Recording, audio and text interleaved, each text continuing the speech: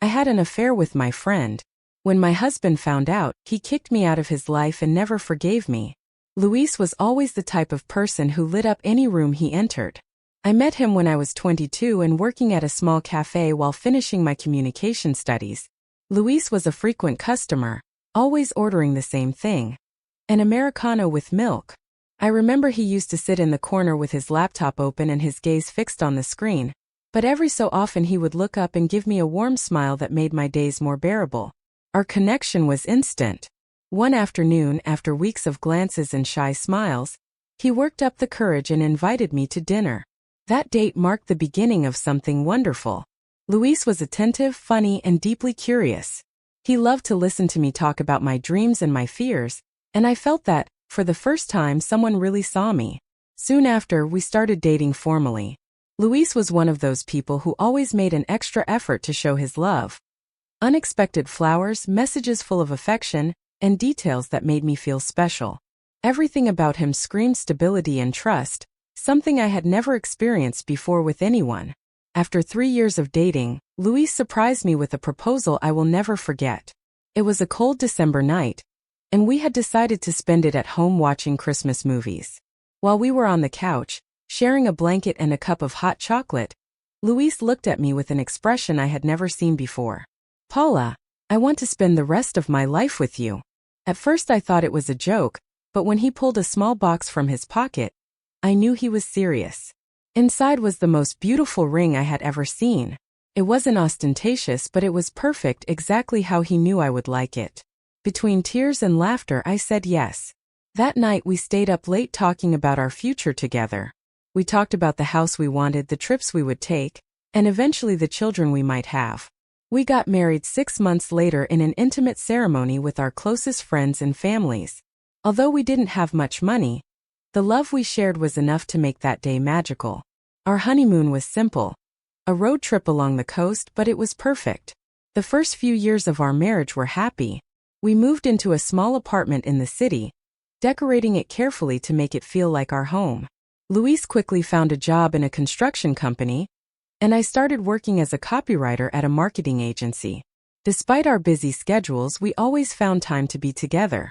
We cooked together, went for walks at night, and planned weekend getaways. Luis used to say that I was his anchor, and I truly felt that we were an invincible team.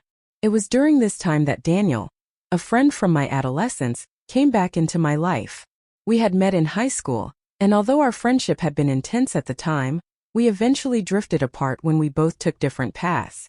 However, one day while checking my social media, I saw a message from him.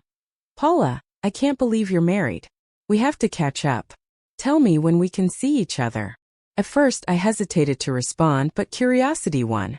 After all, Daniel had been an important part of my life at one time, and I didn't see anything wrong with reconnecting with an old friend. Luis had no problem with this. In fact, he suggested that I invite Daniel to dinner so he could meet him. Over the years, my relationship with Luis began to change. Life began to fill with responsibilities, work, and tasks that left little room for romance. The impromptu dinners and long talks turned into arguments about who should wash the dishes or pay the bills. Luis, who had always been attentive, began to be more absent. His work as an engineer absorbed him, and many times he came home so tired that we barely exchanged words. I, for my part, felt alone, but I didn't know how to say it without seeming selfish. It was in this context that my friendship with Daniel became closer. He was always available to listen to me, to make me laugh, to remind me what it was like to feel seen. Sometimes, after a conversation with him, I found myself wishing Luis could be more like Daniel, someone who would pay attention to me without me having to ask. Daniel and I started seeing each other more often, always under the pretext of our friendship. We shared lunches, long conversations, and memories of our youth. Although I knew I was crossing a dangerous line, I convinced myself that I wasn't doing anything wrong. However, things started to change when Daniel began to be more affectionate. A casual brush of hands, a look that lasted a little longer than necessary, words that hinted at feelings that went beyond friendship. I knew I should walk away, but the truth was that I enjoyed his attention. After so long feeling invisible in my own marriage, Daniel made me feel desired. It was a Thursday afternoon, one of those days when Luis was out of town for work. There was a conference in Monterey, and he would be there for 3 days, something that had been happening frequently lately. Every time he left, I felt a strange emptiness at home, as if the walls became colder and the days longer. On the other hand, that absence also gave me space to reflect and to fall into temptations. Daniel had written to me early that morning. It was a simple, almost innocent message. "How's your day, Paula? If you need to clear your head for a while, I have a bottle of wine and a decent dinner that I can share with you. No pressure, just friendship." I knew I should have ignored the message. I knew it wasn't a good idea, especially with what I was beginning to feel for him, but I found myself justifying it. A dinner, we're friends, nothing bad can happen. At 8 p.m. I was at his apartment door, my heart racing. Daniel greeted me with a wide smile, dressed casually but neatly, as if he had made an effort to make a good impression. The table was set with 2 glasses of wine and a dinner that, although simple, showed dedication. Homemade pasta with a tomato sauce that he had prepared himself. "I knew you'd like it," he said as he poured me a glass of wine. "You were always a fan of pasta in high school, remember?" I laughed, remembering our endless chats in the school cafeteria where we talked about our dreams, our families, and our goals. That nostalgia felt comforting, almost addictive. The night progressed between laughter and anecdotes from the past. Daniel was skilled at filling the awkward silences, at making me feel like time hadn't passed. And although I tried to stay on guard, the small warning signs were there. The way he looked at me, the closeness of his hand when he rested it on the table, the tone of his voice when he whispered something to make me laugh. After dinner, he insisted on putting on music. He took out another bottle of wine and convinced me to stay a little longer. We were sitting on his small sofa, talking about trivial things, when I felt him lean a little closer to me. "Paula," he said softly, his eyes fixed on mine, "I've always thought you deserve much more than what you have. You're incredible." Before I could process what was happening, his lips were on mine. It was a brief kiss, but intense enough to break the barrier I had maintained between us. I pulled away quickly, my mind in chaos. "Daniel, I can't. This is wrong." "Why?" he asked calmly, as if what had just happened was the most natural thing in the world. "I know you feel alone, Paula. I know you're not happy." Those words touched something deep inside me, something I hadn't wanted to admit, not even to myself. Was I happy, or was I simply surviving in a relationship that had become monotonous and distant? What happened next was a mixture of impulsive decisions and repressed emotions. I stayed that night at his apartment, crossing a line that I shouldn't have crossed. Every moment was charged with guilt and desire, a combination that made me feel alive but also shattered me inside. The next morning was a reality check. I woke up before Daniel, feeling the weight of my actions like a slab on my chest. I looked at his sleeping face, and instead of feeling passion or satisfaction, I felt disgust, not towards him but towards myself. How had I come to this? I quickly got dressed and left his apartment without making a sound. I walked through the streets with a sense of unreality, as if everything that had happened the night before was part of a nightmare. But it wasn't. I had brought it upon myself. When I got home, I found a message from Luis on my phone. "Good morning, love. I hope you slept well. I miss you." The contrast between his message full of love and what I had done the night before broke me. I wanted to call him, tell him how much I loved him and that I didn't know what I was doing with my life. But I couldn't. Guilt paralyzed me. Over the next few days, Daniel continued to write to me, trying to justify what had happened, assuring me that what we had was special, and that no one had to know. But I knew I had opened a door that I couldn't close. The days following that night with Daniel were a whirlwind of emotions. Guilt, fear, regret, and in moments of terrible honesty with myself, a trace of desire that I couldn't ignore. Although I had tried to convince myself that everything had been a mistake, a part of me continued to justify what had happened. Luis returned from his trip a few days later, and when I saw him walk through the door with his suitcase on his shoulder, and that warm smile that always made me feel at home, I felt a knot in my throat. It was as if his mere presence reminded me of everything that was at stake and everything that I myself had put at risk. "How was everything while I was away?" he asked, giving me a kiss on the forehead before leaving his suitcase in the hallway. "Good, quiet," I replied, avoiding his gaze as I busied myself preparing coffee. I felt his attention on me, but I couldn't meet his gaze. Luis was observant, he always had been. He noticed my nervousness, although he didn't say anything at that moment. He simply hugged me tightly, as if he sensed that something in me was faltering. But inside I was broken. Every kind gesture, every sweet word from him made me feel smaller, more unworthy of his love. And yet, I couldn't find the courage to confess what I had done. Daniel, for his part, didn't make things easy. He wrote to me constantly, looking for opportunities to see each other again. At first, I ignored his messages, trying to cut off all contact with him. But Daniel wasn't the type to take no for an answer. "You can't pretend this didn't happen, Paula," he wrote one day. "What we feel isn't going to disappear just because you want to ignore it." I wanted to yell at him that I didn't feel anything, that everything had been a mistake, but I couldn't lie to him. There was something about him that attracted me, something that made my routine life with Luis feel even more monotonous. One afternoon, after ignoring several of his messages, Daniel showed up at my work. I saw him walk through the door, and my heart almost stopped. "What are you doing here?" I whispered, quickly taking him to a more private corner. "Talking to you. I can't keep waiting for you to decide what you want. Daniel, this has to stop. I can't keep doing this." "Why not?" he retorted, looking at me with those intense eyes that always managed to disarm me. "Paula, I know you feel the same way I do. Why do you keep lying to yourself?" I didn't know what to answer. Part of me wanted to shout at him that he was wrong, that what was between us wasn't real.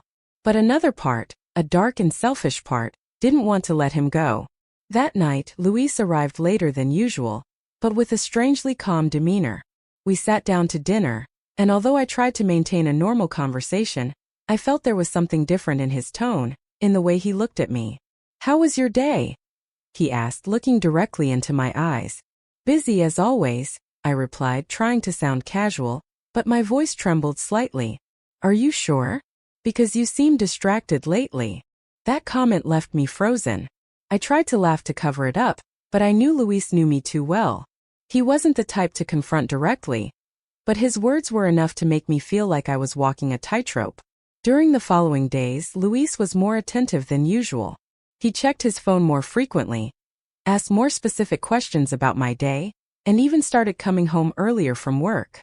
The tension at home was palpable, and I knew he was starting to suspect something, although he had no concrete proof. The night everything exploded was one of those that begin normally. Luis had arrived early and was preparing dinner while I checked emails in the living room. We were talking about trivial things when he suddenly dropped a bomb. "Who is Daniel?" he asked without raising his voice, but with a tone that chilled me to the bone. My heart stopped for a second. "What?" I replied, trying to buy time, although I knew it was useless. "You know perfectly well who I'm talking about, Paula. I found the messages." My mind was in chaos. I had forgotten to delete some of Daniel's messages that left no doubt about what had happened between us. "Luis, I can explain." "Explain it," he said, his voice rising slightly. "What are you going to explain to me? That you slept with your friend while I was working to give us a life together?